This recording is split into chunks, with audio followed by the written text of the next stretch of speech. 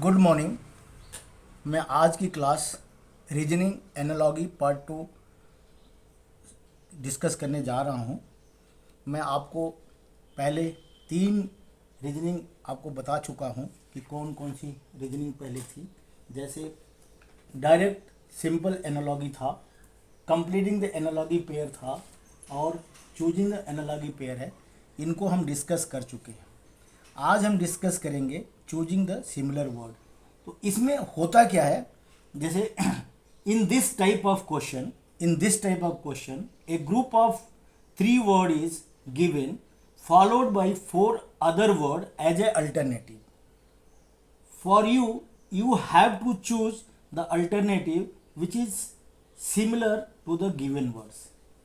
तो ये तो शब्द हो गया, और मैं आपको ये कहना चाह रहा हूँ कि क्या होगा कि 3 शब्द आपके दिए रहते हैं और आंसर में 4 अल्टरनेटिव दिए रहते हैं। तो आपको उनके रिलेशन के हिसाब से या उनके सिमिलरिटी के हिसाब से आपको आंसर बताना होता है। तो पहले मैं एग्जाम्पल 1 लूँगा, एग्जाम्पल के साथ आपको एक्सप्लेन करूँगा। जैसे देखिए एग्जाम्पल दिया हुआ है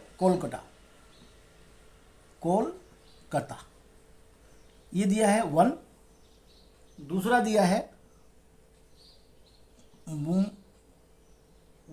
मुंबई। तीसरा दिया है मैंगलोर।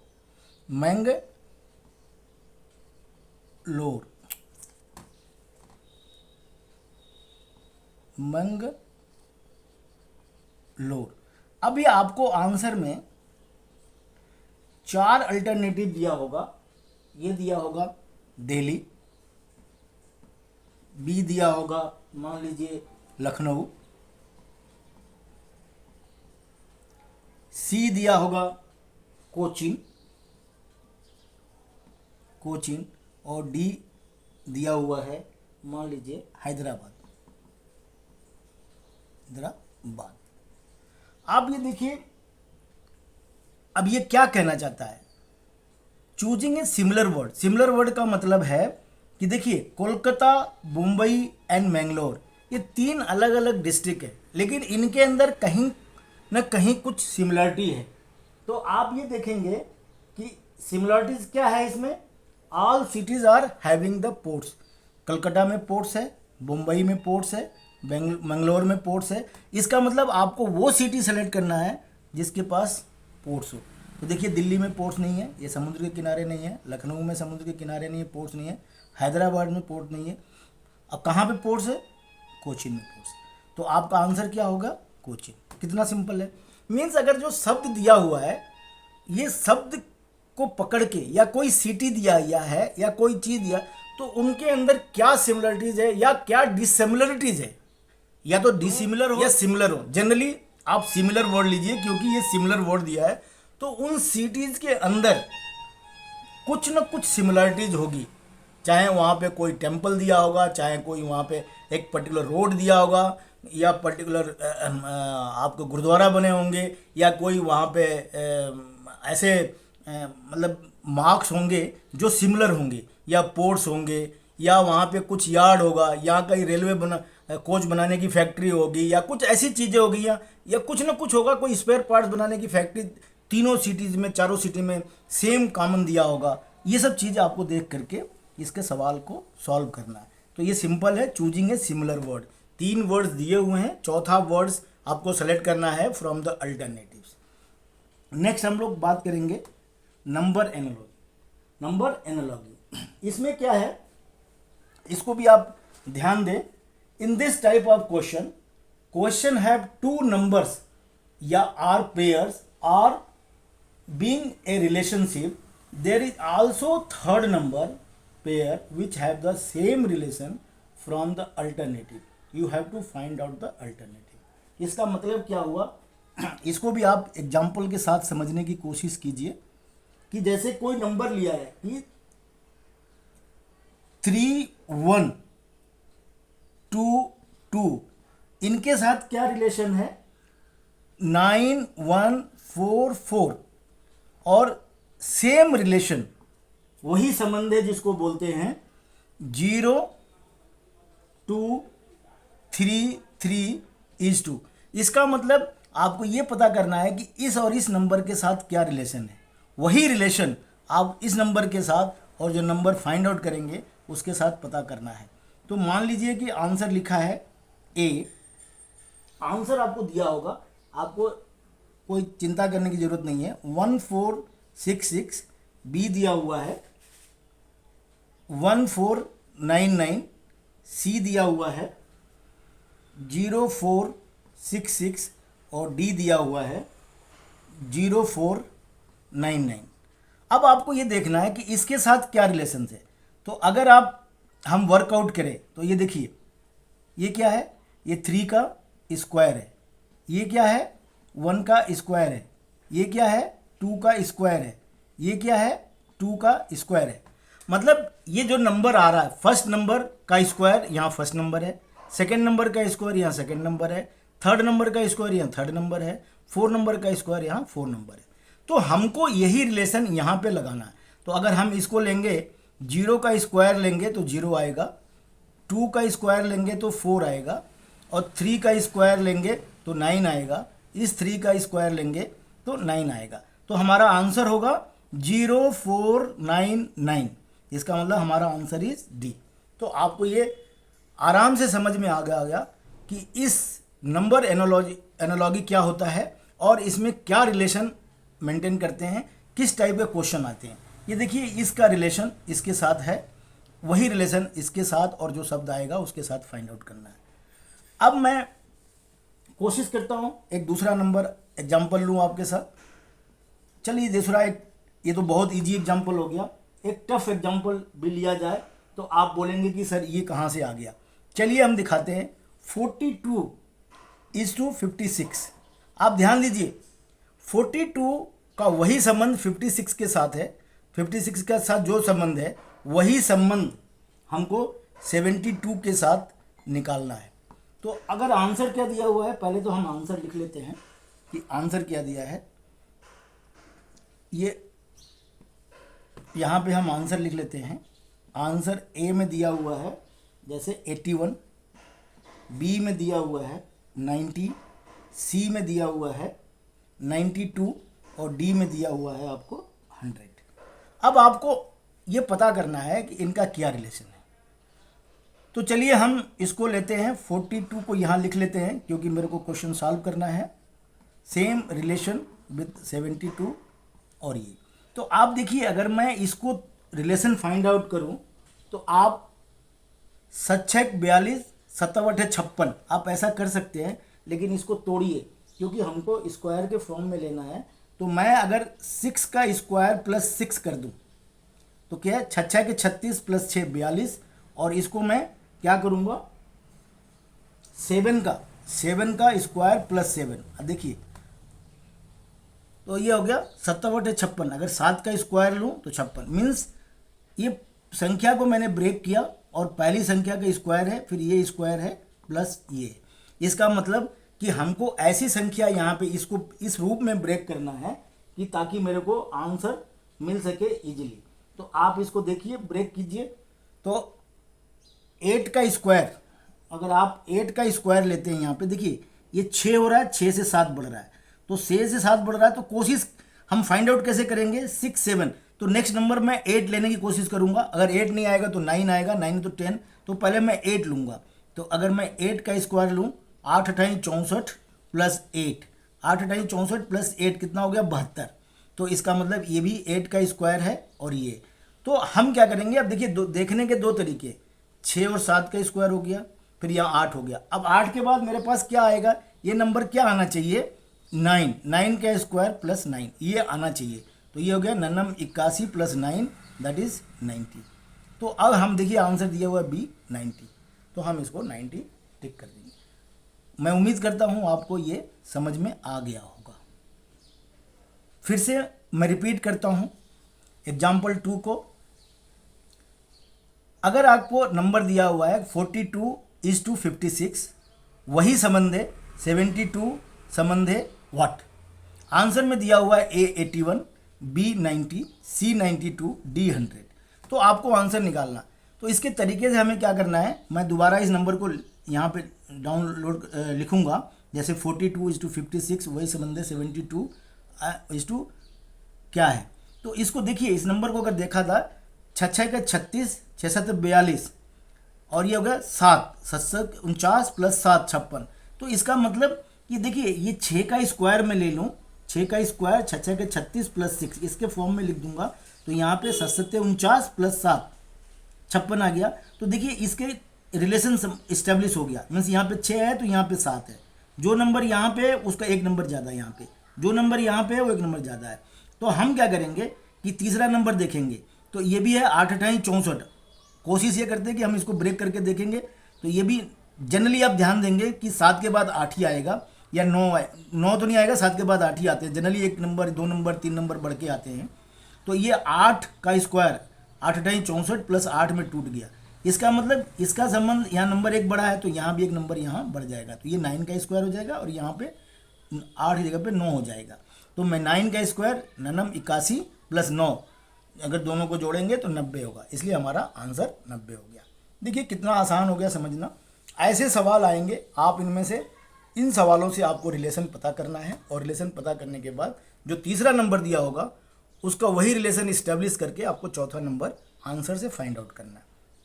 अब हम बात करेंगे अल्फा एनालॉगी। अल्फा एनालॉगी भी सेम तरीके से है जैसे आपका नंबर एनालॉगी है, ओनली थिंग यहाँ नंबर की जगह पे अल्फाबेट आएंगे। In this type of analogy two group of letters related to each other in the same way are given. You have to choose intergroup which is related in the same way from 4 option. इसमें क्या दिया होगा आपको, 3 word दिए होंगे, 3 word दिए होंगे जिसमें 2 वर्ड का रिलेशन जिस तरह से इस्टेब्लिश होगा, आपको तीसरे वर्ड का रिलेशन वैसे ही इस्टेब्लिश करके जो 4 आंसर दिए होंगे, जो 4 आंसर आपको दिए होंगे उसमें से फाइंड आउट करना है। चलिए मैं एग्जांपल के साथ आपको समझाता हूं तो आपको इजीली समझ में आ जाएगा। ये दिया है flower, flower same, flower is to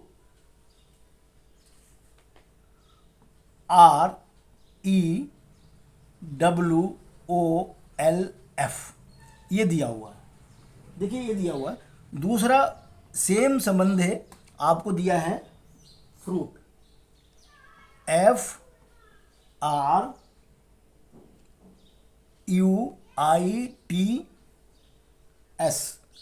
fruit. तो हमको क्या करना है कि आप देखिए इसमें रिलेशन फाइंड आउट कीजिए, क्या रिलेशन दिया।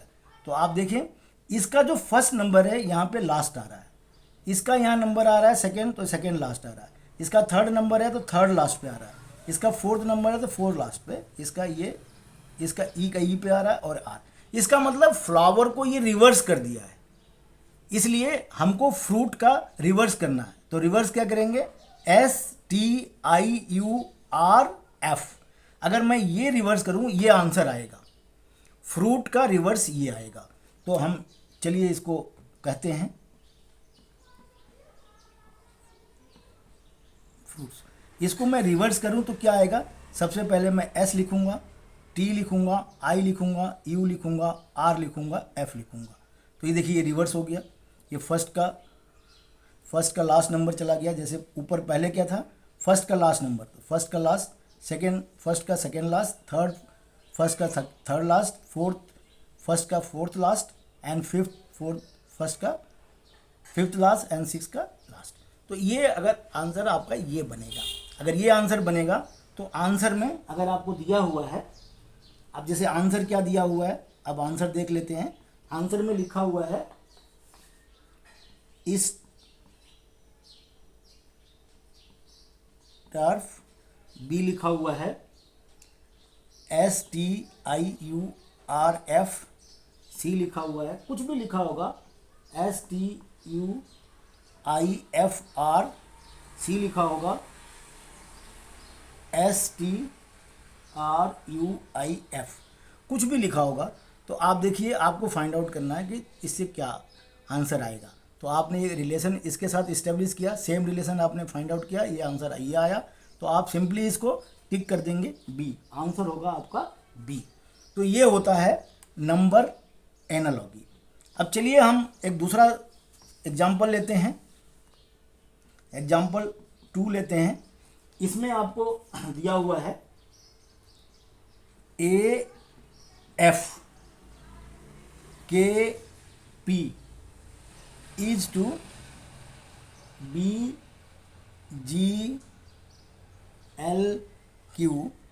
अब हम नीचे लिख देंगे वही संबंध है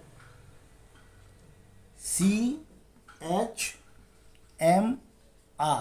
तो हमको ये फाइंड आउट करना है, तो ये हमको फाइंड आउट करना है, ये हमारा क्वेश्चन है। और मैं आपको यहाँ आंसर लिख देता हूँ। ए लिखा है, आंसर में देख लीजिए क्या क्या लिखा है। तो मैं आपको, इसने लिखा है DINS, बी लिखा है DNIS,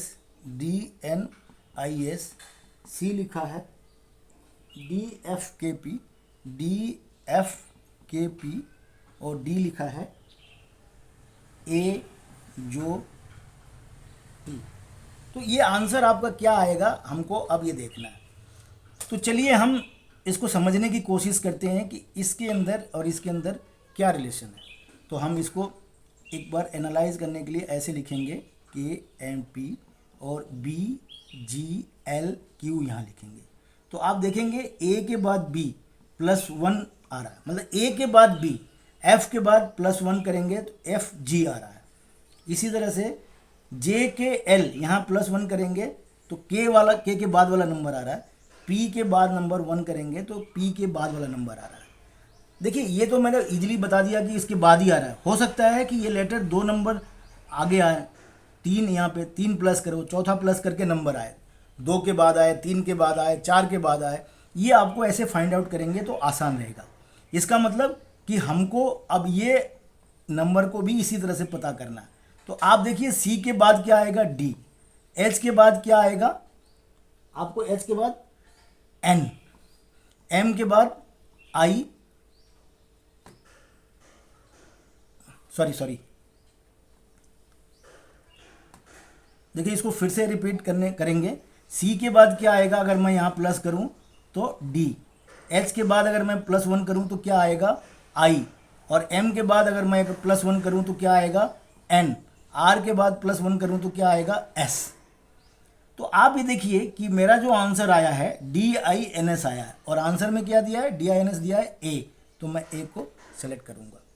तो ये तरीके होते हैं मेरे को सवाल सॉल्व करने के और देखने के, कि अगर अल्फ़ाबेट एनालॉगी दिया हुआ है तो कैसे इसके साथ और इसके साथ क्या रिलेशन बन रहा है, वही रिलेशन इसके साथ और आपका जो आंसर में दिया हुआ है उसके साथ बनना चाहिए। तो ये ढूंढने का तरीका ये है।